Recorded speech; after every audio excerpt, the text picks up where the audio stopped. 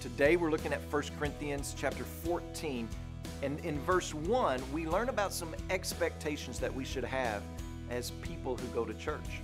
So here is what must happen when we come together as a church.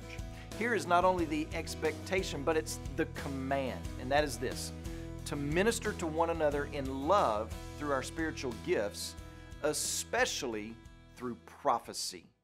So we've been thinking about these verbs and these words that Paul has been using, and that there is an intensity or an urgency to them. And we see it here in this last part where he says, especially, or even more specifically, prophecy.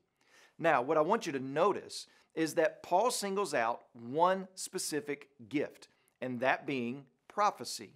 And what I think is important here is that Paul is speaking to the church.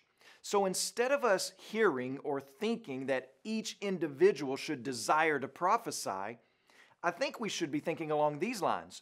Church, you should desire that the gifts are manifested among you in love, especially the gift of prophecy.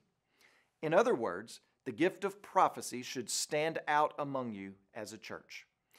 The question then becomes, why does Paul single out the use of prophecy in the corporate gathering as the preferred gift to be displayed? Well, he answers that question in the next two verses.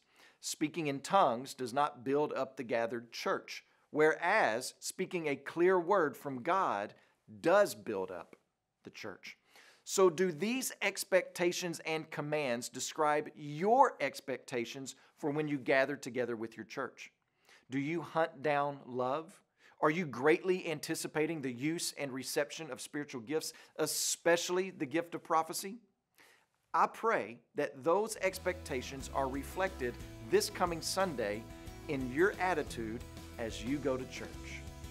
Today, when you pray, please pray for Doug Lee and his family, our missionaries in the Philippines.